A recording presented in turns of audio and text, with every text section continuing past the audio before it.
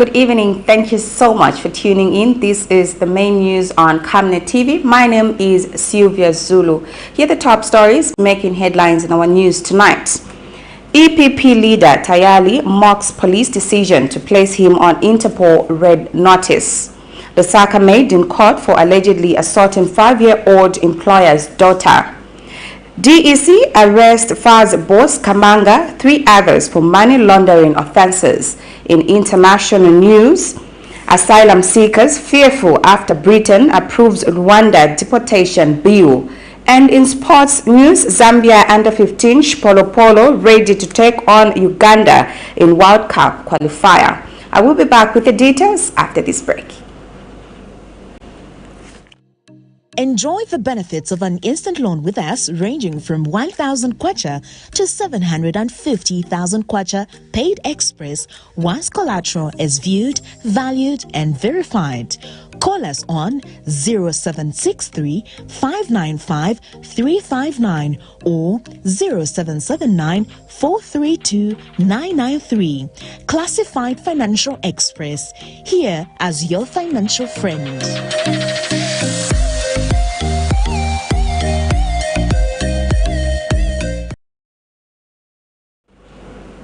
Thank you so much for staying with us, and now the news in detail. Fugitive outspoken opposition Economic and Equity Party President Chilufya Tayali has described the intention by Zambia police to place him on Interpol red notice as jokes. In a live social media broadcast, the opposition leader, who is reportedly on the run, says the International Criminal Police Organization cannot go after him because he is not a criminal. Meanwhile, Lusaka Magistrate Kelvin Soma has adjourned the matter in which Tayali is facing the offense of inciting to mutiny contrary to the laws of Zambia. Monday, the Lusaka Magistrate Court issued a bench warrant against the opposition leader after he absconded court twice. Pressure continues to pile up on outspoken opposition Economic and Equity Party leader Chilufya Tayali, who is facing more than 3 legal suits before the Lusaka Magistrate Court and is alleged to be out of the country, to the dismay of the courts. The opposition leader, who has missed court appearances for more than twice, prompted the Lusaka Magistrate Court to issue a bench warrant for absconding on Monday. Lusaka Magistrate Boiwana Simvula issued the bench warrant on the politician, returnable next week, March 27, 2024. This is in a case where Tayali is accused of expressing or showing hatred, ridicule or contempt for persons because of race after he claimed that Bembas are useful idiots on January 26, 2023. Mr. Tayali, who is known for live broadcast on his Facebook page, is also appearing before Lusaka Magistrate Kelvin Soma for using language inciting mutiny, and before Lusaka Principal Magistrate Sylvia Munyinya for accusing Chief Mugoni of being behind the 2020 gassing incidents in the country. However, when the matter came up for using language inciting mutiny before Magistrate Kelvin Soma, the politician and his sureties were not before the court, leading to the matter to be adjourned to the 8th of May 2024. As per tradition, the outspoken and fugitive politician was seen live on his Facebook page and described the intention of Zambia police to place him on Interpol red notice as a joke. Or they will put a person on red alert who they truly believe that this person is a danger to, the people around, and wherever he goes, he might be a danger. I'm not a danger. I am not a danger. I'm just an innocent guy. I'm just an innocent guy. So you people who are celebrating, you are celebrating for nothing. You are celebrating for nothing, and I can tell you, I can guarantee you, I will never come back in Zambia in handcuffs as you are imagining, brought by Interpol. As it stands, the bench warrant before Magistrate Moninya and Magistrate Simvula stands effective. For how long will the politician be on the run? Nelson Zulu for Camnet News, Lusaka. A 25-year-old MAID of Lusaka's Ngombe compound has been dragged to the Lusaka Magistrates Court for indecently assaulting a 5-year-old daughter of her employer. Allegations are that Abigail Musonda, between February 1st, 2024 and March 1st, 2024 in Lusaka, unlawfully and indecently assaulted a 5-year-old girl by inserting her finger in the victim's private part while bathing her. When the matter came up for plea before Magistrate Ami Masoja Tuesday, Musonda denied the offense. Abigail Musonda is facing 1 count of indecent assault on females, contrary to Section 137, Clause 1 of the Penal Code. Disaster Management and Mitigation Unit says the country was unprepared for the severity of the current drought despite early warnings of an impending El Nino. In an interview, DMMU National Coordinator Gabriel Pollen says the government has prepared relief maize of 146 to 150,000 tons for purpose of use to safeguard the lives of Zambians. Dr. Pollen says government has put in place a food security drought response mechanism that targets 6.6 million people for a period of 14 months, and DMMU has so far released 44,000 metric tons of maize that is being distributed in targeted communities of the country. He adds that water levels have gone down in most areas, and this has led to most boreholes not being functional due to decreased water table. He says government is working on drilling new boreholes and maintaining the functional ones.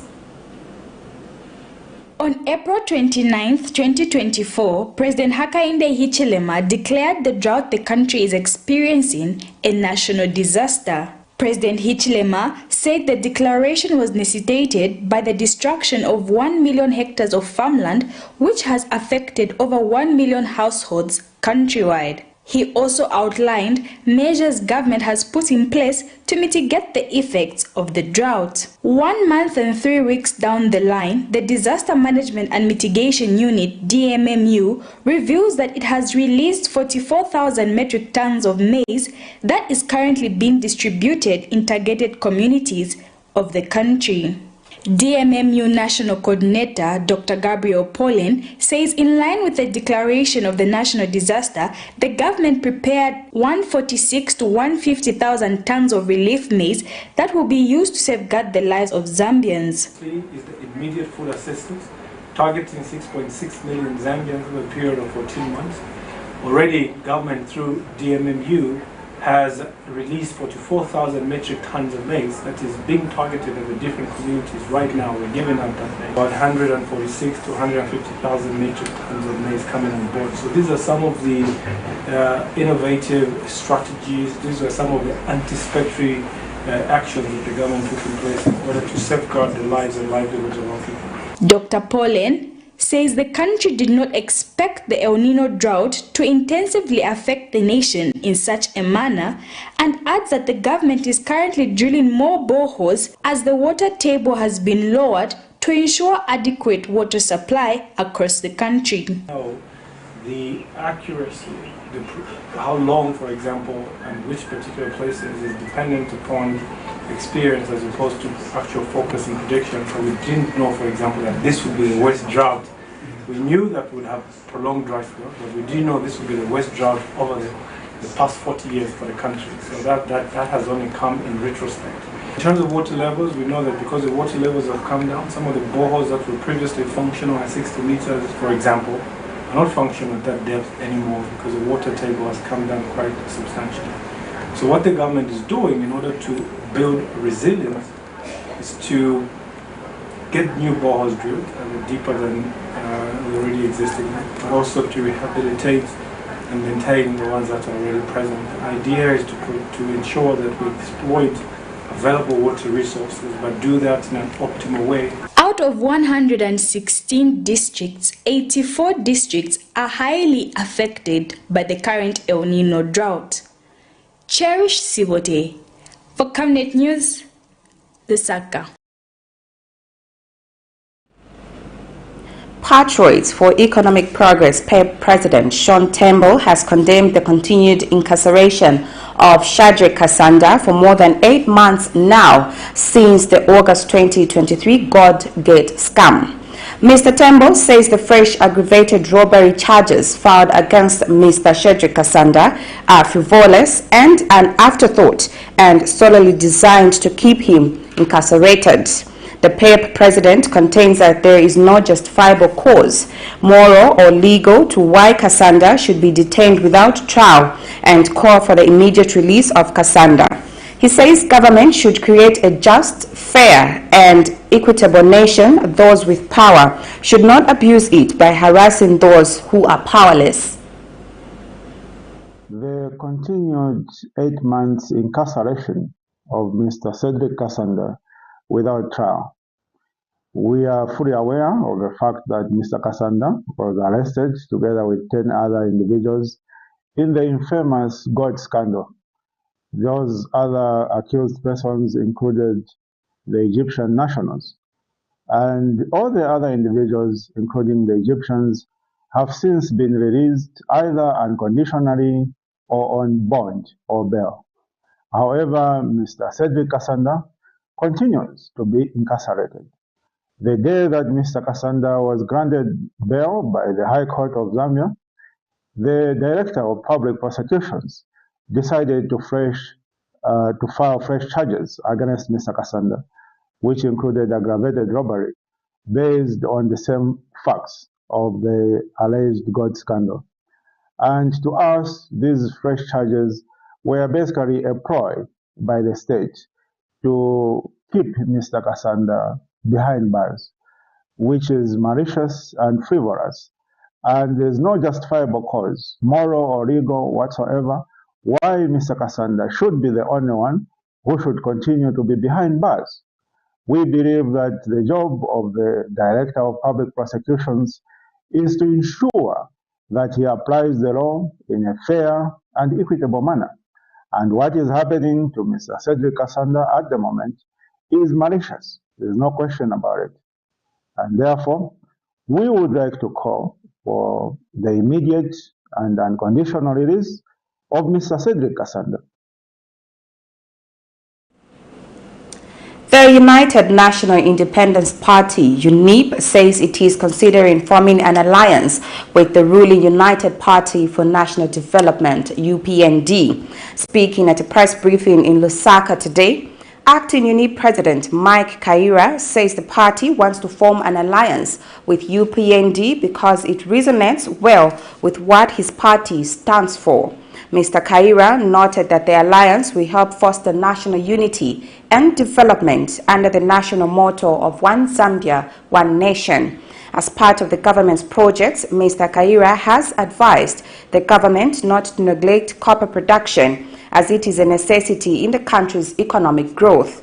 He has also appealed to the UPND government to change the current school syllabus in order to put emphasis on training entrepreneur skills. Mr. Kaira has further commended President Hakainde Hichilema's leadership even under the difficult circumstances, specifically under the climate change crisis. And a unanimous decision was made that UNIP should join the UPND alliance in order to help foster national unity and development under the national motto of One Zambia, One Nation.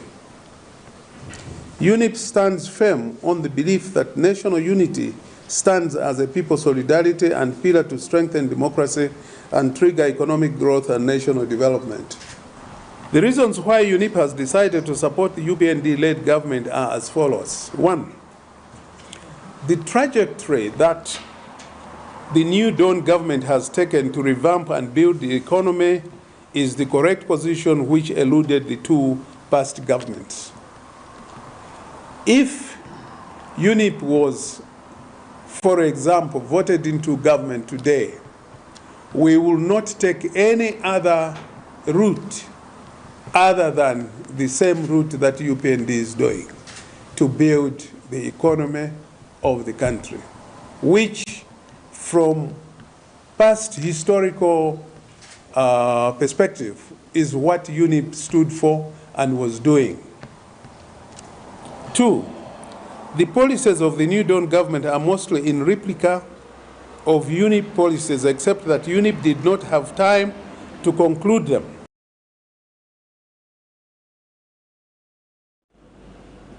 Meanwhile, some members of the Central Committee have dispelled the assertion, describing the intention by acting UNIP President Mike Kaira as illegal. Committee member Mubanga Chileshe and former party spokesperson Reverend Andrew Mwima refutes the alleged reports of joining the UPND while explaining that no changes have happened to the party leadership.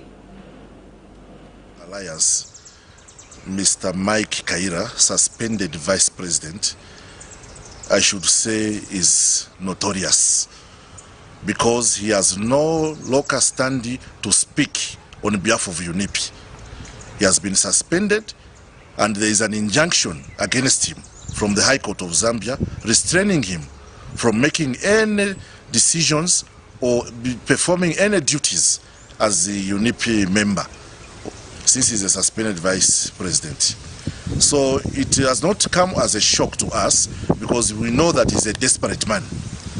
Being desperate, he now wants to hide his illegalities by aligning himself to the ruling party, thinking that he can get away with it. That is not the position of UNIP. UNIP is a party that is governed by the Constitution. That Bishop Trevor Mwamba is the president of UNIP and his Secretary General, Comrade Kenneth Kahira, who is our acting Secretary General. So we just want to dispel all these rumors and please, I think this is a joke. You know, there is nothing like that. Like it has already alluded to, UNIP, we are quite different, and for now our focus is to celebrate the 100 years of Dr. Kenneth Kaunda, the founding father of this nation, and also we also want to make sure that UNIP get organized and begin to lead.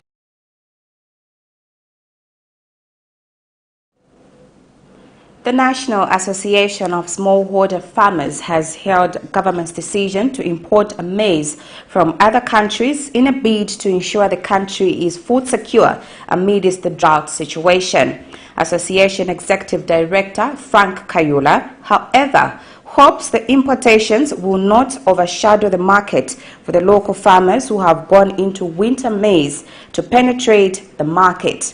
Recently, the Ministry of Agriculture revealed that authority had been granted to import white and yellow non-genetically modified maize grain for both human and industrial consumption for the period of April 2024 to April 2025. In light of the drought situation, which was declared a state of national disaster and emergency affecting the 2023-2024 farming season, government through the Ministry of Agriculture revealed that authority has been granted to import white and yellow non-genetically modified maize grain for both human and industrial consumption for the period April 2024 to April 2025. Thus far, the ministry is also finalizing a maize import agreement to address the drought impact. Thus far, the ministry is also finalizing a maize import agreement to address the drought impact with interventions such as a projected importation of 650,000 metric tons of maize after exporting almost 1.1 million tons of maize in 2023. Reacting to this decision, the National Association for Smallholder Farmers in Zambia has welcomed the move, but wants interventions that will ensure the local market is safeguarded for local farmers who have ventured into winter maize and participate in bringing in the food. The drought that we have had did us bad, and so as farmers we are saying yes, we can import, that's fine because people need to eat, but we are cognizant of the fact that we are also producing. We don't need to have a lot of imports that will affect the maize that we have produced and the maize that we want to produce. We are engaged in winter maize according to the ministerial support. The minister himself said smallholder farmers go ahead and get engaged in winter maize production, And so smallholder farmers have gone into winter maize production, and we are hoping that those imports that we are going to have are not going to overshadow what the smallholder farmers will produce and what the local commercial farmers have produced. Dr. Kayola highlights that during the drought situation, financial institutions should come on board and aid farmers to ensure their winter produce is not affected financially. These interventions are put into practice. If the loan facilities are put in place, the farmers will not need to be worried. Right now, go anywhere, you find farmers are worried. But the target that we are having, which we have been discussing in the ministry, is the 60,000 farmers to begin with. Go irrigation, that is 60,000 hectares, where we can produce another 135,000 metric tons of winter maize, because our plan is that 75% of the hectare that each farmer is going to access should be put on winter maize. Nelson Zulu for Camnet News, Lusaka. We now take a first set of commercials. I will be back with more news after the break. Stay tuned. Are you looking for a reliable and efficient courier company with international standards? Then let UBZ Courier, your trusted partner in swift and secure deliveries, be your ultimate choice. Whether it's a small package or a hefty consignment, UBZ Courier handles it all, locally and internationally. Our modern call center ensures personalized attention for every client. For seamless deliveries within Zambia and beyond, trust UBZ Courier. Call us now on +260 763 062 680 or visit us at plot number 15 Mwapona Road, Woodlands, Lusaka, Zambia. UBZ Courier, a world-class brand that can be trusted. Potatoes, the unsung heroes of flavor. From crispy chips to creamy mash, potatoes are the versatile superstars of your kitchen. Grown with love by our dedicated workforce drawn from around the community of Palabana. Savenda Farm's commitment is to see to it that we have potatoes that are grown right, healthy, big and tasty. For that quick fix or big celebration or that meal that brings family together, top chefs rely on the Savenda potato to create culinary masterpieces. And for others, it's that icebreaker to a delightful conversation. So, embrace the magic of Savenda potatoes. They're not just a side dish, they're the heart and soul of your kitchen. Savenda, save nations, develop Africa.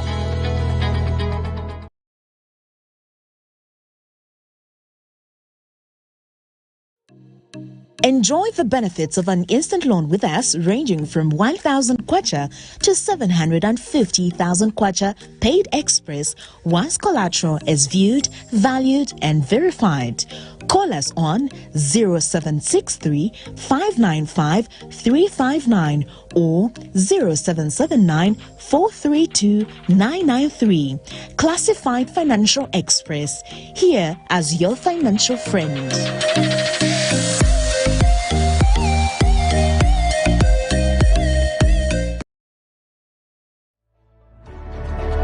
Water is life. Each drop counts and each must be cherished. Our tried and tested product meets all international standards. With our smart drip technology, we aim to deliver precision irrigation designed to reduce blockage and wastage, ensuring a high yield. RenGlow, your smart irrigation partner.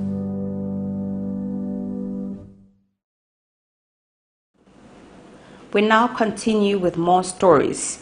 A non-governmental humanitarian organization, CARE Zambia, warns of devastating impact on women and girls as El Nino drought worsens, displacing hundreds and threatening food security. Country Director Chikwe Mwenda calls for urgent action, emphasizing the need for climate-smart agriculture and gender transformative strategies to support the backbone of local communities. And girls are at the center of what we do as an organization. We know that in such situations, they'll eat the least, and the lust. Because this is what happens in the households. They will travel longer distances in search of water and food, which to some extent exposes them to SGBV. Women and girls are walking further to look for water, for drinking, for their livestock, for their eating. And quickly, just as we speak about Zimbabwe, the effects are really stressing around 2.7 million people in need. A disaster was declared in April due to this same imminent drought-induced hunger.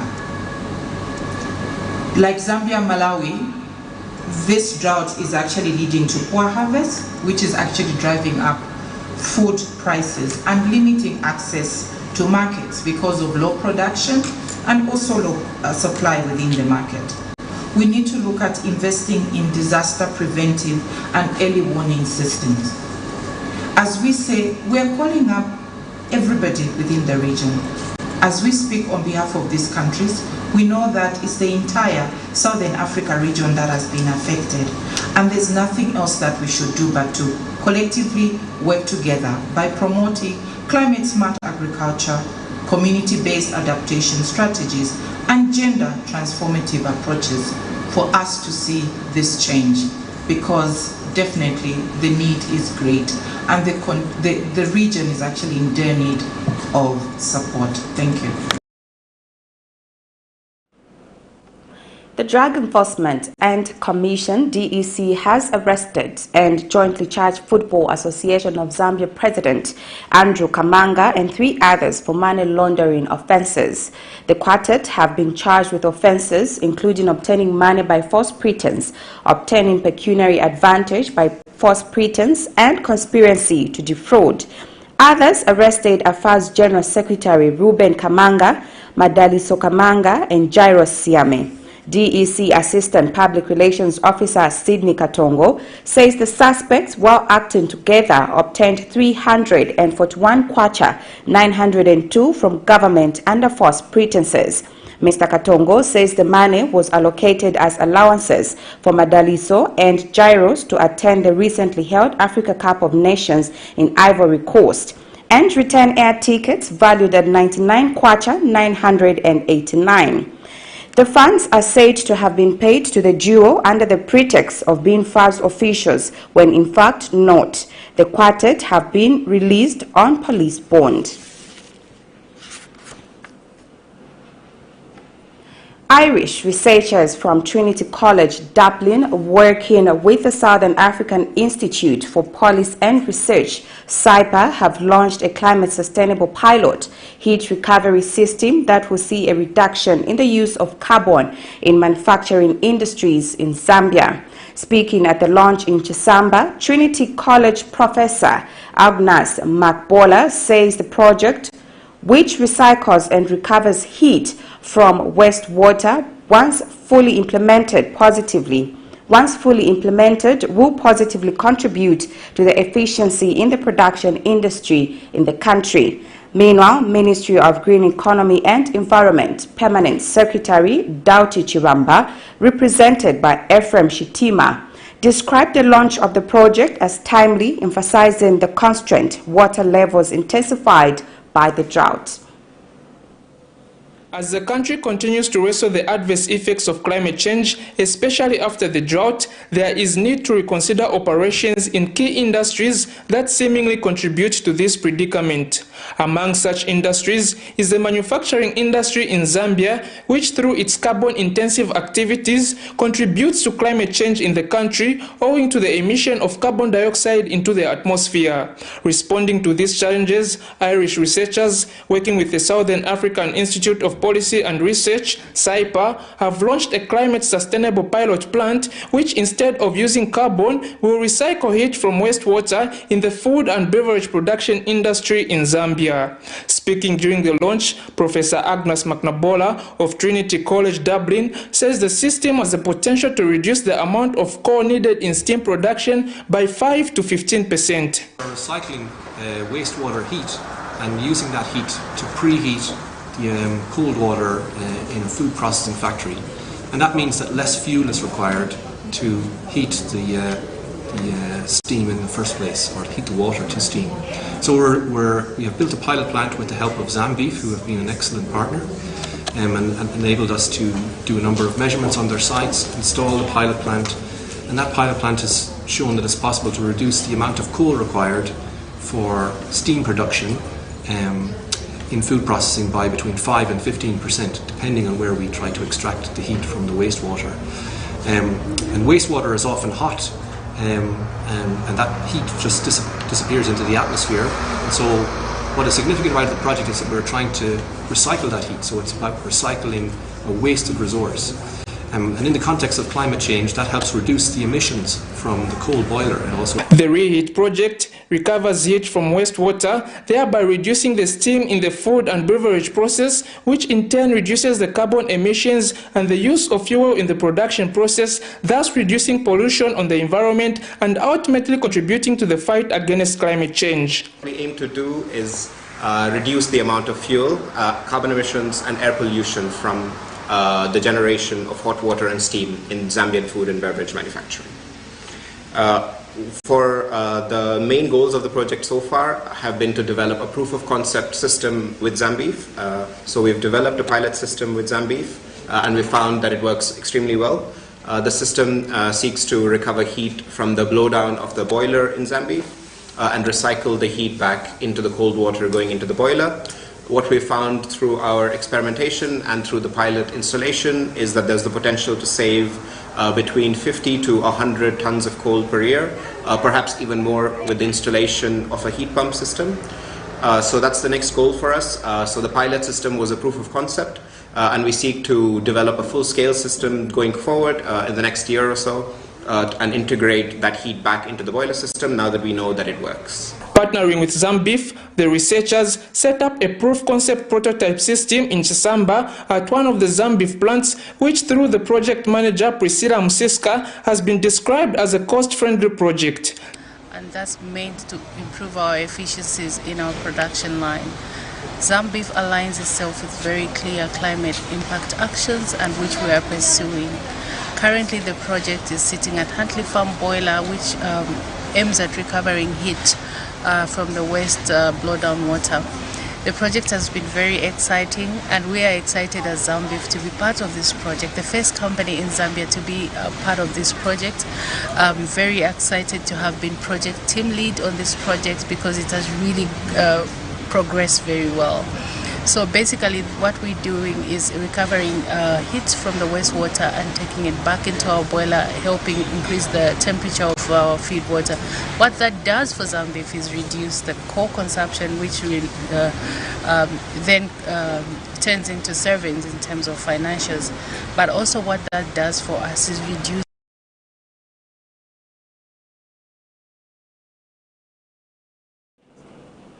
We now take our last break. I will be back with some international stories as well as sports news.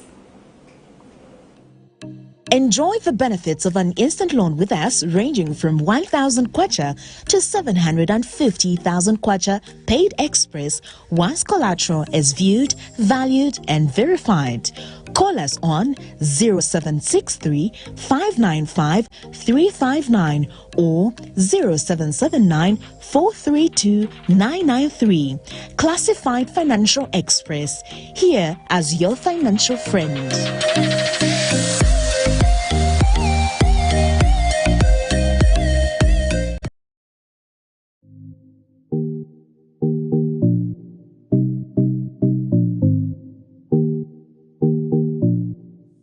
With this impending drought, it's time we look to alternatives of sustaining our crops.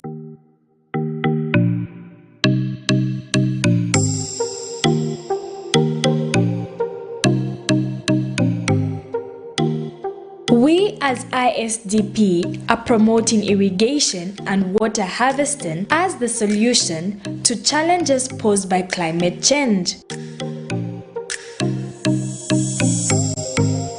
Watch our 13-week series as we unfold the solutions for our crops.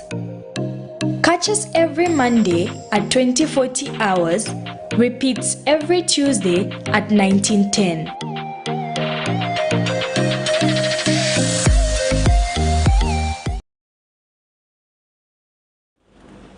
Thank you so much for staying with us. And now for the rest of the news. In international news, asylum seekers in the British city of Derby expressed fear and concern on Tuesday after Prime Minister Rishi Sunak's latest effort to send some migrants to Rwanda was finally passed by Parliament. Approval came just hours after Sunak pledged that deportation flights would start within the next 10 to 12 weeks.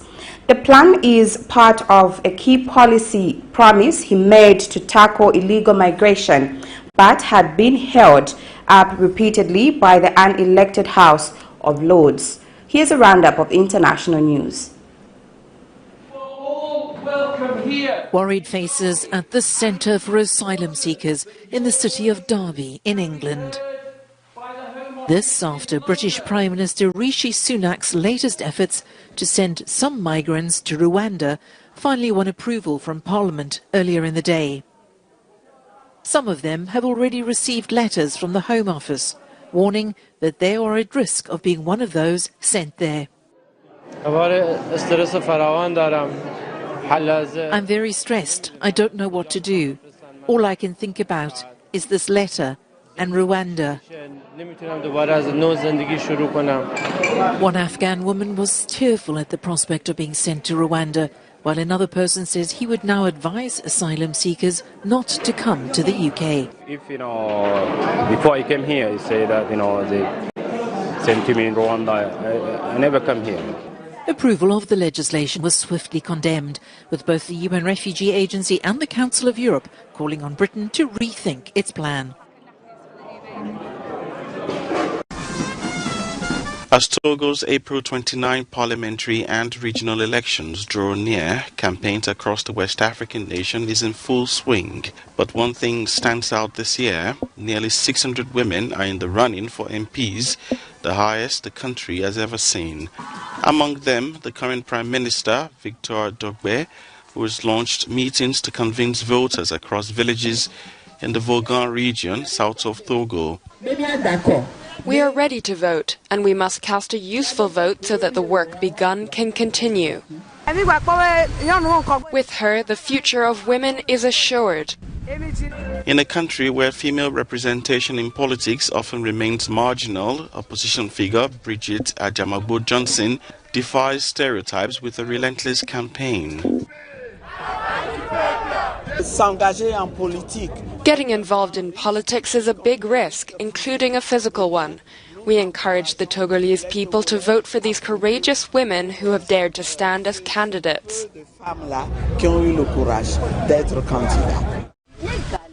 With room for independent candidate, Mimi Bosu Swejede favors direct contact with citizens, stressing the importance of these elections for gender equality.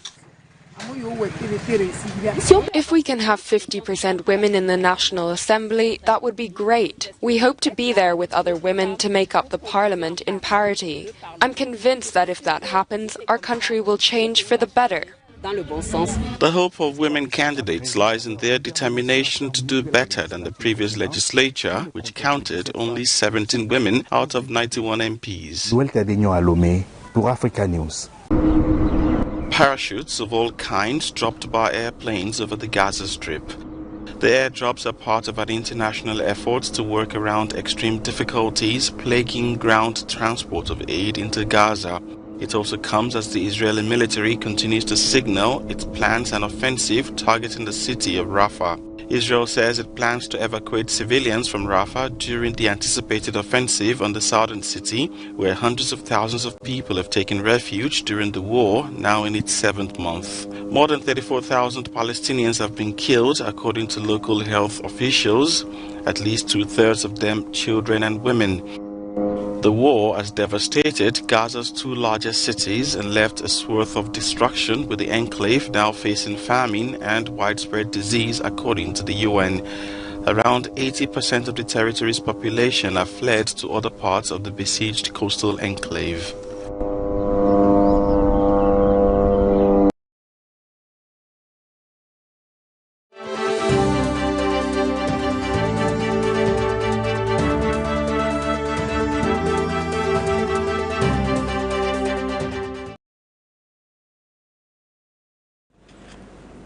The Zambia Under-17 women's national team is gearing up for their crucial World Cup qualifier match against Uganda on May 12th.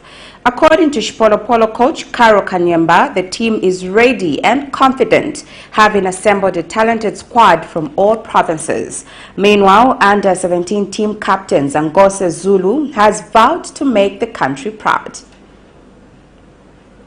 The Zambia Women's SHEPOLOPOLO Under-17 national football team will play Uganda in the third round of the 2024 Dominican Republic FIFA World Cup qualifier against Uganda. The Junior Copper Queens will host Uganda in the first leg third round qualifier on the 12th of May 2024 before traveling for the reverse fixture a week later. Speaking when they had a training session at Sunset Stadium in Lusaka, team coach Karo Kanyemba says the team is in good shape and ready to face Uganda despite the difference of heights between the two teams. Ms. Kanyemba says the inclusion of players has brought about good competition in camp and will help the team perform better. Our lessons from the first game, because we managed to get a lot of goals at home, it became easier for us when we went away. So we're going to try and use the same format. We try to bury the game here at home. We try to get maximum points and their goals as well, so that we have an upper hand even as we go away. We can anything away from them. The good side, Cameroon was a good side. We're going to face this game as a new game altogether. I bet there's always a composition in nature. We might be small in stature, but we've got the talent and the intelligence that we need. If the girls come to the party, we'll be able to surprise Uganda with their body structures. And team captain Zangose Zulu says the players need to work extra hard and has asked the fans to come out in numbers to support them on the 12th. Ready, quite right, Kaibo Tiapo now, Nyakazanga first, but we'll do our very best. So now, no course, and now was a qualifier, so it's pushing, you know, Ikira Konzet. It's a Tuma Pamos, then Titea Bola, kinds of phobia.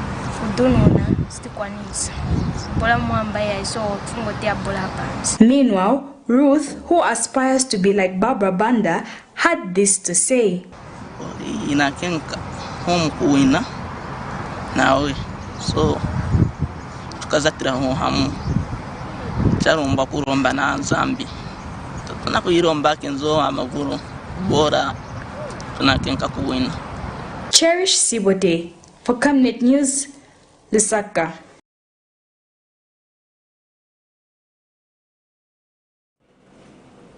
That's it for our main news tonight. Before I go, here's a recap of the stories making headlines. EPP leader TAYALI mocks police decision to place him on Interpol red notice. LUSAKA MAID in court for allegedly assaulting 5-year-old employer's daughter. DEC arrests FAZ boss KAMANGA and 3 others for money laundering offences. In international news, asylum seekers fearful after Britain approves Rwanda deportation bill.